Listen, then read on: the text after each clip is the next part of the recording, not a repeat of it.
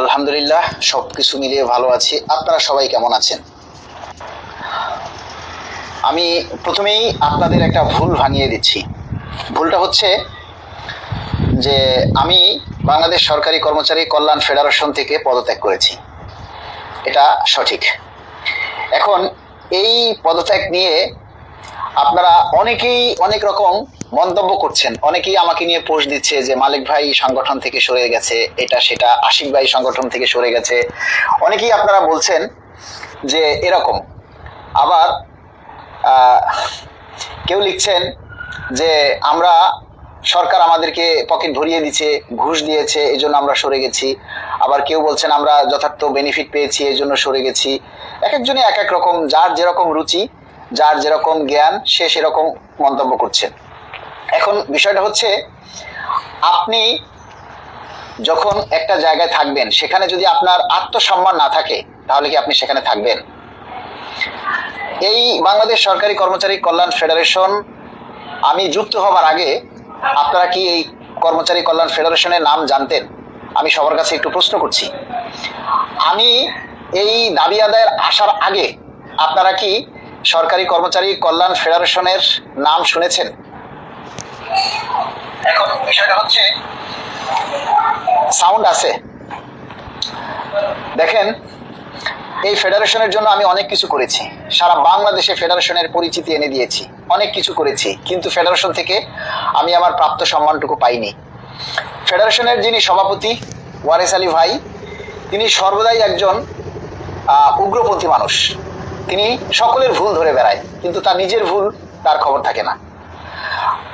আমরা যখনই কোনো মিটিংয়ে যাই, মিটিংয়ে যদি উপস্থাপনা করি সেখানে ভুল ধরবে, বক্তব্য দিতে গেলে সেখানে তিনি ভুল ধরবে, কোনো কিছু লিখতে গেলে সেখানে তিনি ভুল ধরবে, মানে ভুলের কোনো শেষ নেই।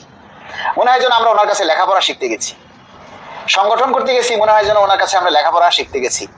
সর্বশেষ আমরা এই যে পে স্কেল নিয়ে দাবি আদায় করছি, প্রতিনিয়ত আপনাদের সামনে আমরা আপডেট দেওয়ার চেষ্টা করছি। যতটুকু আমরা জানি, যতটুকু আমরা শুনি, ততটুকু আপনাদেরকে জানানোর চেষ্টা করছি, আপনাদেরকে উজ্জীবিত করার চেষ্টা করছি, আপনাদেরকে জাগ্রত করার চেষ্টা করছি।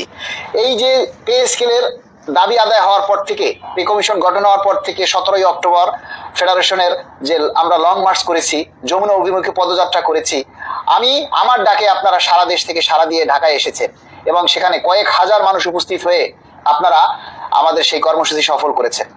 5ই আগস্ট আপনারা সারা দেশ থেকে লাখো কর্মচারী কেন্দ্রীয় শহীদ মিনারে উপস্থিত হয়েছেন আমাদের ডাকে। যারা আমাদের ডাকে এসেছেন তাদেরকে বলবো, যারা অন্যের ডাকে এসেছেন তাদেরকে বলবো না, যারা আমার ডাকে, আমাদের ডাকে আপনারা এসেছেন, আমি তাদেরকে বলবো যে দেখেন, সেই 5ই আগস্ট এই দাবি আদায় ঐক্য পরিষদ কোনো কঠোর কর্মসূচি দিতে পারেনি, ইভেন কোনো কর্মসূচি ঘোষণা করতে পারেনি। সেজন্য আপনারা অনেক কথা শুনিয়েছেন আমাদেরকে যে 5ই আগস্ট এত টাকা পয়সা খরচ করে আমরা শহীদ মিনারে গেলাম, কিন্তু একটা কর্মসূচি ঘোষণা দিতে পারলো না। সেই 5ই আগস্টের পরে সেই কর্মসূচি দিল কি? প্রতীকী অনশন। সেই অনশন যা কিছুই বলেন, এই কর্মসূচিগুলি বাস্তবায়ন করার জন্য আমরা আপ্রাণ চেষ্টা করছি। এই যে সোশ্যাল মিডিয়ার সামনে এসে অনবরত আমরা কথা বলছি, কখনো প্রশাসনের পক্ষে হয়, কখনো প্রশাসনের বিপক্ষে হয়। আপনারা জানেন, আপনাদের এই দাবি কথাগুলি আদায় করতে গিয়ে আমি সাসপেন্ড পর্যন্ত হয়েছি। যখন আমি সাসপেন্ড হয়েছি তখন আমার এই সরকারি কর্মচারী কল্যাণ ফেডারেশন কেউ আমার পাশে দাঁড়ায়নি। এই যে ফেডারেশনের সভাপতি ওয়ারেস আলী ভাই, তিনি ন্যূনতম একটা শব্দ আমাকে নিয়ে লেখেননি, আমাকে সাপোর্ট দিবেন তো দূরের কথা। আমার এই সাসপেনশন উড্ড করার ব্যাপারে ফেডারেশনের কোনো ভূমিকা নেই, কিন্তু আমার এই সাসপেনশন উড্ড করার ব্যাপারে বাংলাদেশ সরকারি গাড়ি চালক কেন্দ্রীয় কমিটির ইসাহাক ভাই যথেষ্ট ভূমিকা রেখেছেন এবং তিনি যথেষ্ট সহযোগিতা করেছেন।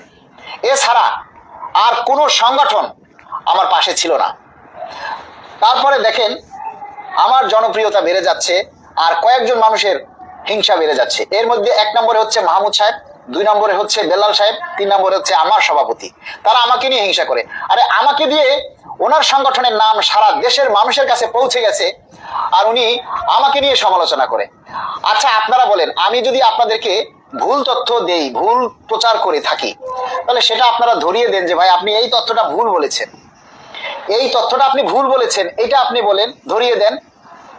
কিন্তু আপনি গত পরশুদিন না গতকালকেই এই যে দাবি আদায় ঐক্য পরিষদের পক্ষ থেকে একটা মিটিং করতে এসে আমার সভাপতি ওয়ারেস আলী ভাই, তিনি একজনের লাইভ করছিল, সেই লাইভে তিনি আমার এবং আশিকুর রহমানের নিন্দা করছেন। আমরা আমাদের বিরুদ্ধে এটা করবেন, সাংগঠনিক ব্যবস্থা নেবেন, এত করবেন। তাহলে ভাই আমরা তো নিজের খেয়ে নিজের পকেটের পয়সা খরচ করে কারো স্কুলে ভর্তি হই নাই। আমরা নিজের পকেটের পয়সা খরচ করে নিজের খেয়ে আমরা তো কারো কাছে বিক্রি হয়ে যাইনি, তাই না? আমাদের তো একটা আত্মসম্মান আছে, আমাদের আমাদের একটা আত্মসম্মান আছে। সেই সম্মানটা বজায় রাখার জন্য আমরা স্বেচ্ছায় এই ফেডারেশন থেকে আমি পদত্যাগ করেছি। ফেডারেশনের সাথে বা দাবি আদায় ঐক্য পরিষদের সাথে আমাদের আর কোনো সম্পর্ক নেই। এখন থেকে আমরা যে প্রচার প্রচারণাগুলি করব, যে আন্দোলন করব, সেগুলি আমাদের নিজের ব্যানারে করব। আপনারা এই যারা সারা বাংলাদেশ থেকে আমাকে সাপোর্ট দেন বা আমাকে ভালোবাসেন, আমরা চাই তরুণ প্রজন্ম নিয়ে সামনের দিকে আগাতে। আপনারা যদি আমাদেরকে সাপোর্ট দেন, আপনারা যদি মনে করেন যে না মালিক ভাই আপনি এগিয়ে যান, তরুণ প্রজন্ম যারা আছেন তাদেরকে আমরা বলবো আমরা একটা সংগঠন তৈরি করব। আগামী শুক্রবারে আমরা আনুষ্ঠানিকভাবে আমাদের এই সংগঠনের আত্মপ্রকাশ করব, বাংলাদেশ সরকারি কর্মকর্তা কর্মচারী কল্যাণ সমিতি। এখানে স্বৈরাচার মুক্ত সংগঠন হবে, এটা ফ্যাসিস্ট মুক্ত সংগঠন হবে, এটা সম্পূর্ণ একটা অরাজনৈতিক সংগঠন হবে। যে সংগঠনের কাজ হবে সরকারি কর্মকর্তা কর্মচারীর যে কোনো বিপদে আপদে যে কোনো দাবি দেওয়া বাস্তবায়ন করা। সারা বাংলাদেশ থেকে এবং 64টা জেলা থেকে আমরা এই 2-1 দিনের মধ্যে আমরা আহ্বায়ক কমিটি দেখতে চাই। প্রতিটি দপ্তরে প্রতিটি জেলায় আমরা এই সরকারি কর্মকর্তা কর্মচারী কল্যাণ সমিতির অন্তত একটা আহ্বায়ক কমিটি আমরা দেখতে চাই, যে কমিটির ব্যানারে আপনারা সামনের দিকে যে আন্দোলন কর্মসূচি আসে সেগুলি পালন করবেন। আমরা কোনো স্বৈরাচার কোনো ফ্যাসিস্টের সাথে আর নেই।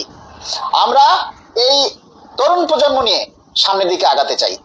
আপনারা যদি বলেন যে না, আপনারা যদি আমাদেরকে সমর্থন করেন যে না মালিক ভাই আপনারা যে সংগঠন উদ্বোধন করবেন আমরা সেই সংগঠনে থাকব।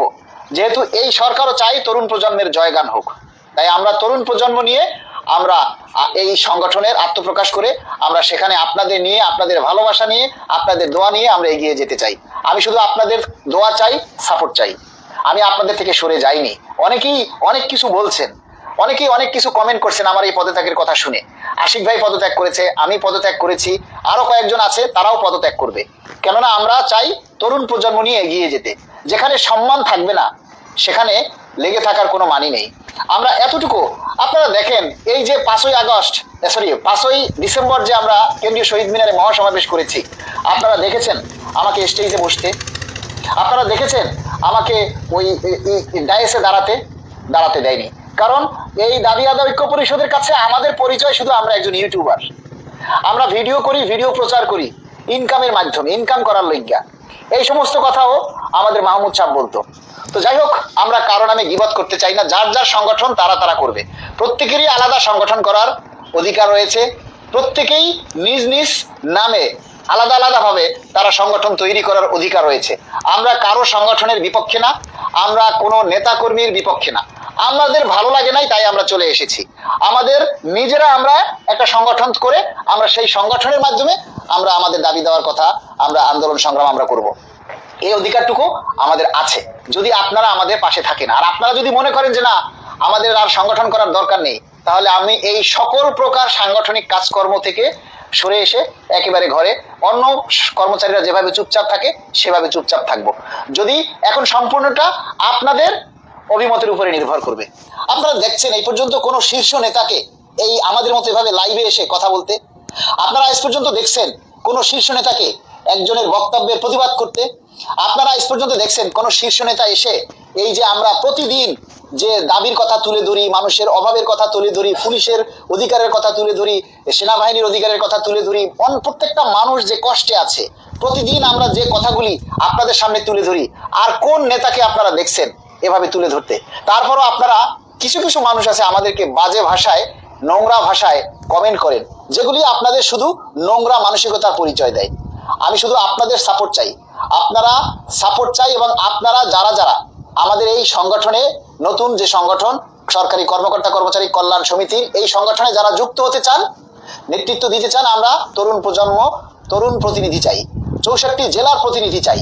যারা থাকতে পারবেন তারা নাম, মোবাইল নাম্বার এবং কোন অফিসে আছেন, কোন পদে আছেন সেগুলি জানিয়ে আমার পোস্টে কমেন্টস করবেন বা আমার হোয়াটসঅ্যাপে নক দিবেন, আপনাদেরকে ইনক্লুড করে নিব।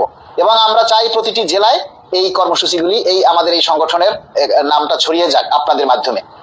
এবার আসুন, আজকে যে জ্বালানি উপদেষ্টার যে বক্তব্য দিচ্ছে, আমরা তার তীব্র নিন্দা জানাই। প্রথমেই বাংলাদেশ সরকারি কর্মকর্তা কর্মচারী কল্যাণ সমিতির পক্ষ থেকে আমরা তার তীব্র নিন্দা এবং প্রতিবাদ জানাচ্ছি। কেননা দেখেন, 22 লক্ষ সরকারি কর্মচারী যেখানে মাননীয় প্রধান উপদেষ্টার দিকে তাকিয়ে আছে, 10.5টা বছর যেখানে মানুষ অপেক্ষা করছে যে একটা পে স্কেল হবে, সেখানে সেই গঠিত পে কমিশন নিয়ে যখন একটা চূড়ান্ত রিপোর্ট প্রধান উপদেষ্টার হাতে দিয়েছেন, তখনই তাদের নানা তালবাহানা কথা শুরু হয়েছে। আপনারা যদি নাই পারেন পে স্কেল বাস্তবায়ন করতে, তাহলে আপনারা পে কমিশন গঠন করলেন কেন? এই সরকার যদি পে স্কেল বাস্তবায়ন করতে নাই পারে, পরবর্তী সরকার বা নির্বাচিত সরকারকে এসেই যদি পে স্কেল বাস্তবায়ন করতে হয়, পরবর্তী সরকারকে এসেই যদি আমাদেরকে টাকা দিতে হয়, তাহলে পরবর্তী সরকার কি পে কমিশন গঠন করতে পারতো না? তাহলে আপনারা পে কমিশন গঠন করে কেন পে কমিশনের নামে লক্ষ লক্ষ কোটি কোটি টাকা খরচ করলেন? পে কমিশন গঠন করার পর এই যে দ্রব্যমূল্যের দাম দফায় দফায় বৃদ্ধি পেয়েছে,